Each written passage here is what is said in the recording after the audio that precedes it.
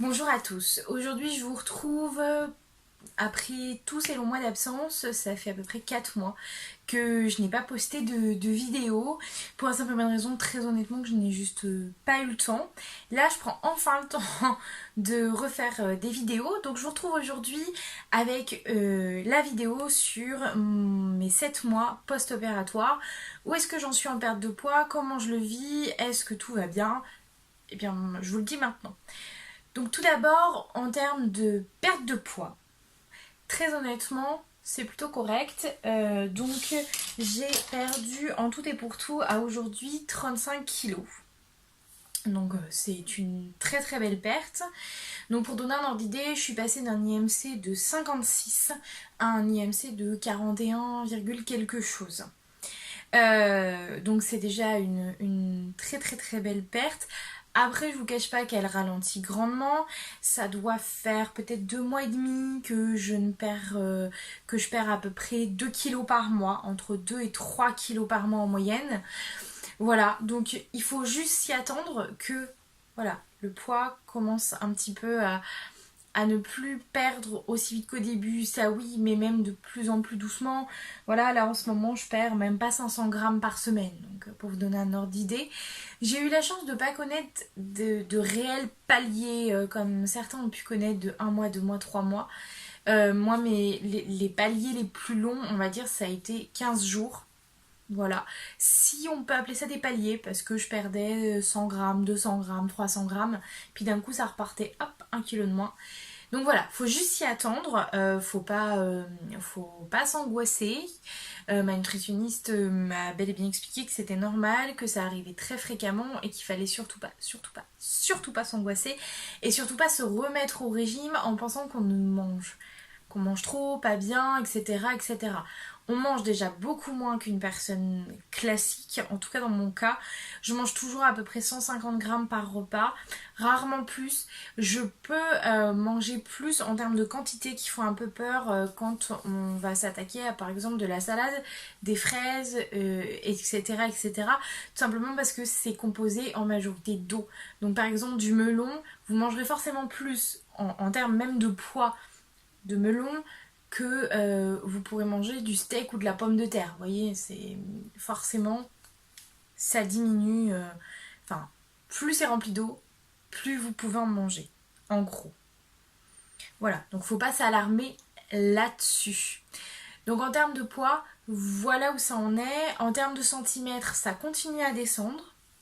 Ça continue à descendre à tel point que très honnêtement, depuis que je ne dise pas de bêtises, depuis mi-janvier à aujourd'hui, j'ai perdu peut-être 6 kilos, même pas.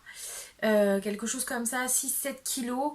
Mais par contre, tout le monde m'a dit que je m'étais énormément affinée, y compris mes collègues qui pourtant me voient tous les jours ont pu me dire que je m'étais quand même beaucoup affinée du visage, du reste du corps, etc. etc. Donc c'est vrai qu'apparemment ça se voit quand même beaucoup. Moi j'ai encore beaucoup de mal, mais il paraît que c'est normal. Donc faudra prendre le temps. Je commence à le voir au niveau du visage, au niveau du haut du corps, mais pour le reste, j'avoue que j'ai encore beaucoup de mal à le voir, mais ça va venir. Je n'ai pas de doute là-dessus.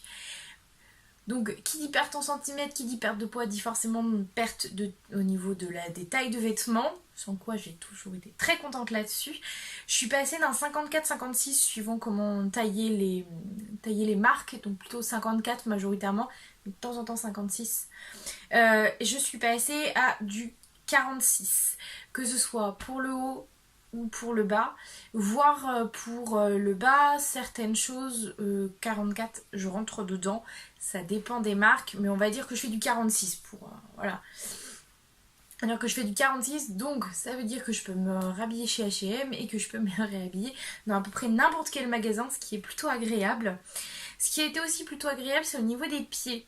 Euh, J'avais déjà beaucoup perdu des pieds, je pense que je vous l'avais dit pour mon deuxième mois post-op, ce n'est pas fait, au moins je le fais maintenant. Au niveau des pieds, on imagine qu'on va perdre, mais pas énormément. En ce qui me concerne, j'ai perdu quasiment deux tailles de paires de pointures, pardon. J'ai perdu deux pointures. Et donc j'ai pu par exemple me racheter des bottes, etc. En taille classique et non plus en personne en bottes pour grande taille. Non, non, non, dans un magasin lambda, ce qui a fait plutôt plaisir, on va pas se mentir. J'ai aussi pu racheter des baskets lambda sans avoir à essayer 40 millions de paires. J'ai pu prendre la paire de chaussures qui me plaisait et non plus celle dans laquelle je rentrais. Et ça, c'est un très très très grand changement. Et pour tout ce qui est truc super, tout ce que j'ai pu gagner, alors je vais faire un condensé entre du jour de l'opération à aujourd'hui. Ce sera plus simple. Entre le jour de l'opération et aujourd'hui, qu'est-ce que j'ai gagné? J'ai gagné énormément de souffle. Je peux monter et descendre des escaliers sans être essoufflée et être en train de me dire oh là là là là là là, je vais jamais arriver en haut ou alors complètement essoufflée, il faut que je reprenne mon souffle. Ça n'existe plus du tout. Plus du tout, plus du tout. Pour donner un ordre d'idée, j'étais au Puy du Fou le week-end dernier. Parce que maintenant j'ai une montre connectée que j'ai pas là, mais j'ai une montre connectée. Elle avait calculé que j'avais monté l'équivalent de 25 étages en l'espace d'une journée. Et honnêtement, je ne les ai absolument pas sentis passer, je n'ai pas été essoufflée une seule fois. Pourtant, on a fait 20 000 pas selon la montre, donc c'est énorme. Et très honnêtement, pas essoufflée, un petit peu fatiguée, mais rien de dramatique. Donc très honnêtement, ça change énormément, énormément là-dessus. Voilà. Donc j'ai aussi gagné beaucoup d'énergie. Avant, voilà, j'étais très très vite fatiguée. Même juste après l'opération, c'est vrai qu'il y avait beaucoup de fatigue, il y a eu des pics. Il y a encore de temps en temps des coups de fatigue, je vais pas vous mentir. De temps en temps, il y a des coups de fatigue, mais rien à voir avant avec l'obésité. Avant, j'étais fatiguée de me traîner, j'étais fatiguée de marcher, j'étais fatiguée de tout ça. Maintenant, quand je suis fatiguée, c'est parce que j'ai trop tiré sur la corde et que je me suis juste pas reposée en fait.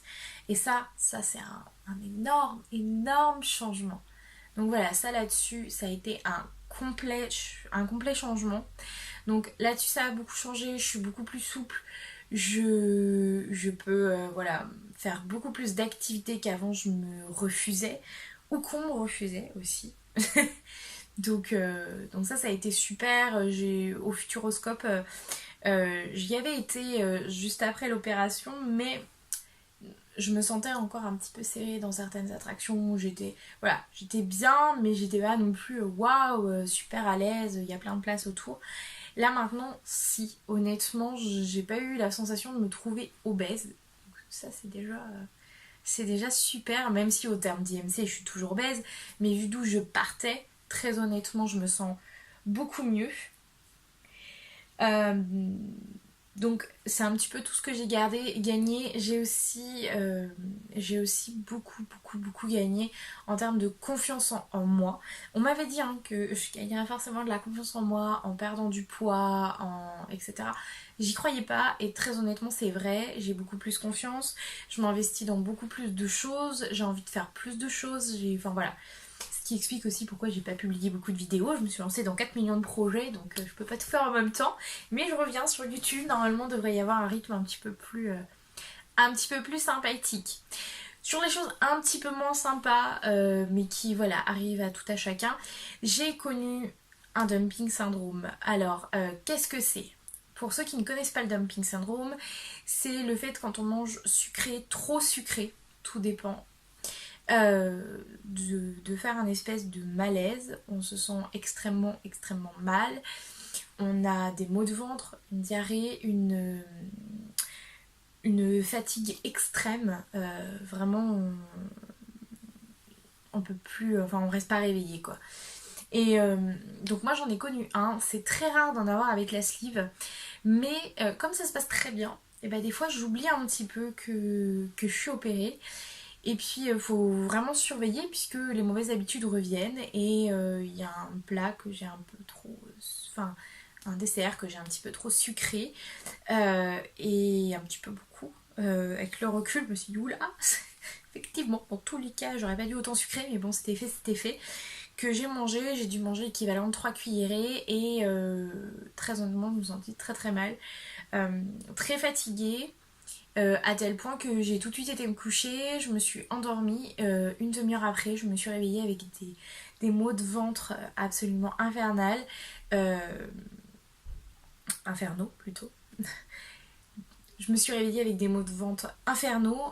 Ensuite, du coup, j'ai eu une diarrhée extrêmement importante qui m'a laissée absolument épuisée. Voilà. Donc, il y en a beaucoup qui disent qu'on n'en connaît pas avec la sleeve ou extrêmement peu. C'est vrai. Mais ça existe.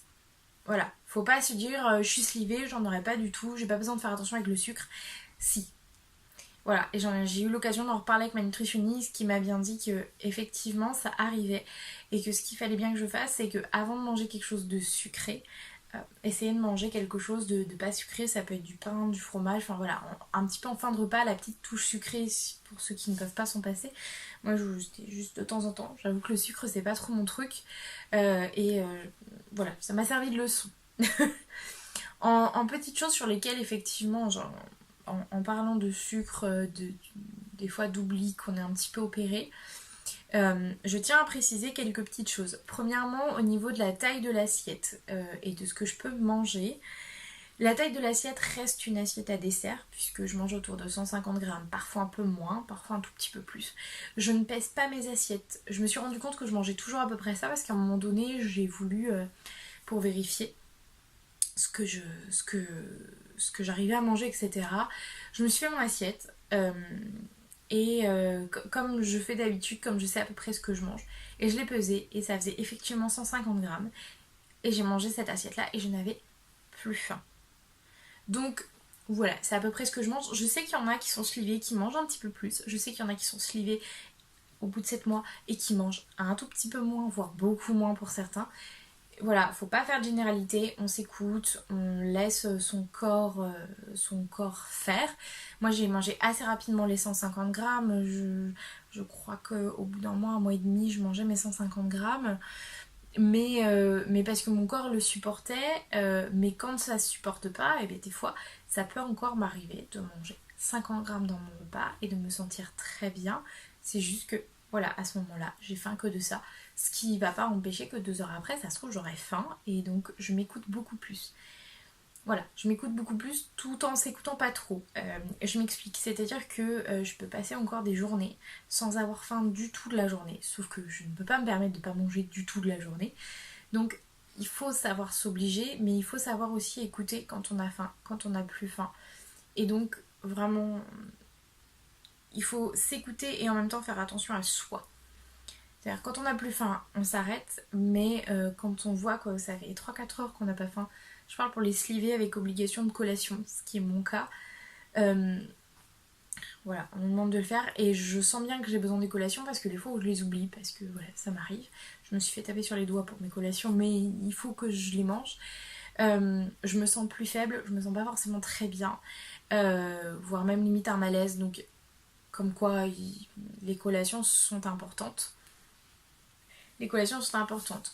En termes de traitement médical, où est-ce que j'en suis au bout de 7 mois? Eh bien écoutez, c'est pas très compliqué, il n'y a plus que 2 choses. Mes vitamines, parce que ça je les ai au moins pendant 1 an. Je revois la chirurgienne au mois de septembre, je verrai avec elle, est-ce qu'on continue, est-ce qu'on arrête, qu'est-ce qu'on fait? C'est elle qui me dira. Et l'autre chose, c'est toujours l'Inexium, donc le médicament anti-reflux gastrique, et quand je ne le prends pas, j'ai vraiment des brûlures d'estomac. Maintenant, on a réduit le dosage, je suis plus à 40 mg, je suis à 20 mg. Donc déjà ça c'est un point positif. Et donc voilà. Donc voilà où j'en suis au bout de 7 mois, un bilan quand même extrêmement positif. Très honnêtement, je suis extrêmement contente d'avoir fait cette opération. Je crois que c'est une des meilleures décisions que j'ai pu prendre dans ma vie. Ma vie a entièrement changé et dans le sens positif. Voilà pour ces 7 mois. Si vous avez des questions, vous n'hésitez pas à me les poser dans les commentaires. J'y répondrai avec un très grand plaisir. Et puis moi je vous retrouve ce coup-ci réellement bientôt pour une nouvelle vidéo. Salut!